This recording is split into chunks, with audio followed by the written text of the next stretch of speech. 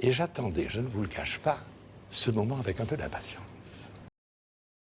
Nous allons voir le schéma développé et plus précisément la méthode qui va vous permettre de réaliser un schéma développé. Dans un premier temps, vous allez prendre 3 couleurs qui vont vous permettre de dessiner les conducteurs.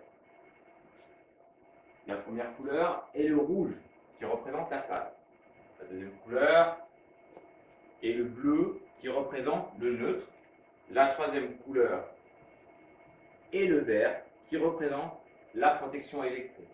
Normalement, cette couleur, c'est du vert jaune. Pour des questions techniques, je n'ai pas de jaune, donc je le représente en vert. Ensuite, en deuxième étape, vous allez dessiner le disjoncteur qui assure la protection des lignes. Par rapport à ça, il a une représentation normalisée, qui veut dire qu'on ne peut pas le représenter n'importe comment. Donc, vous mettez une barre qui représente le sectionnement, une croix, vous faites la même chose en haut et en bas, et à partir de là, vous finalisez le symbole de représentation de vos disjoncteurs. Ça, c'est la deuxième étape. En troisième étape, vous dessinez les récepteurs. Ici, nous allons prendre un exemple simple, celui du simple allumage. Le récepteur que nous avons, ce sera une lampe. Une fois que vous avez dessiné vos récepteurs, vous dessinez bien aussi ce qui va commander votre récepteur. Comme on est dans le cas d'un simple allumage, nous allons représenter un interrupteur. Voilà, là j'ai la représentation de l'interrupteur. L'interrupteur comme la lampe ont des représentations normalisées. À partir de là, il y a une autre étape qui va être celle de relier tout ça, de façon à ce que le courant électrique puisse faire une boucle. Donc, ici, je suis en rouge puisque j'ai une phase. Comme je coupe cette phase, j'aurai une phase coupée qui est plus communément appelée retour de lampe. Cette phase coupée est d'une couleur autre que le rouge, le bleu ou le vert pour pouvoir la repérer. Nous allons avoir du noir, du marron, du orange, toutes les autres couleurs, sauf le rouge, le bleu et le vert. Et je n'oublie pas de finaliser en faisant bien ma boucle. À partir de là, il est obligatoire par rapport à la norme NFC 1500 de tirer tous ces conducteurs de protection. Donc là, je dessine bien là, le conducteur de protection électrique qui est lui-même relié à la Terre. En dernière étape, je n'oublie pas de marquer tous les repères de mon appareil. Donc ici nous aurons S1, ici nous aurons L1, ici nous aurons Q1 et ici nous aurons Q1', puisque c'est le même matériel en réalité, qui est relié mécaniquement par ces petits pointillés. Voilà, pour résumer, vous allez avoir plusieurs étapes afin de réaliser le schéma développé ou les schémas développés ici du simple allumage. Première étape, en 1, je dessine mes conducteurs. En 2, je dessine ma protection électrique qui est ici un disjoncteur. En 3, je dessine mon récepteur et ce qui commande mon récepteur. Et en quatrièmement, je mets tous les repères. En 4, je mets tous les repères qui sont Q1, S1 et L1. Voilà.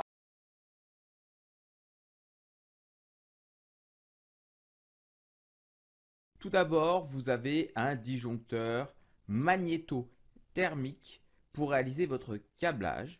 Conformément à la norme NFC 1500, c'est un 16 ampères et vous devrez utiliser des conducteurs de 1,5 mm². Ça donne quoi concrètement? Donc toujours réaliser des angles droits pour faire vos schémas. Donc on part de la phase pour arriver à L de mon interrupteur de marque Legrand et de gamme Plexo. Donc je rentre à l'intérieur Je ressors avec une autre couleur, c'est le retour de lampe ou la face coupée. Je pars de la borne 1 et je vais hop, directement vers la lampe.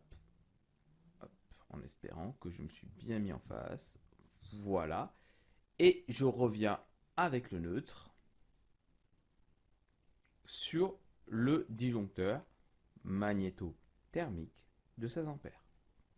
Ce qui donne ceci au final. Et je pense toujours à relier mon conducteur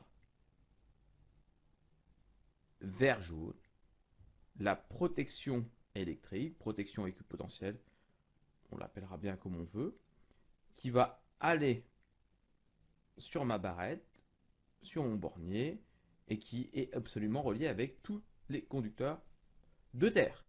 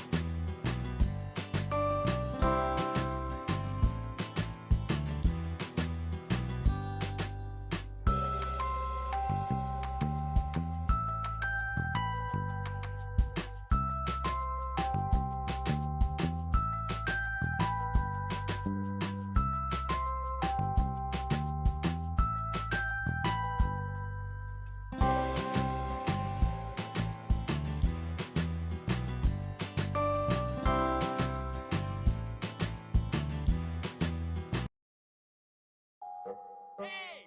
Come on! Come on!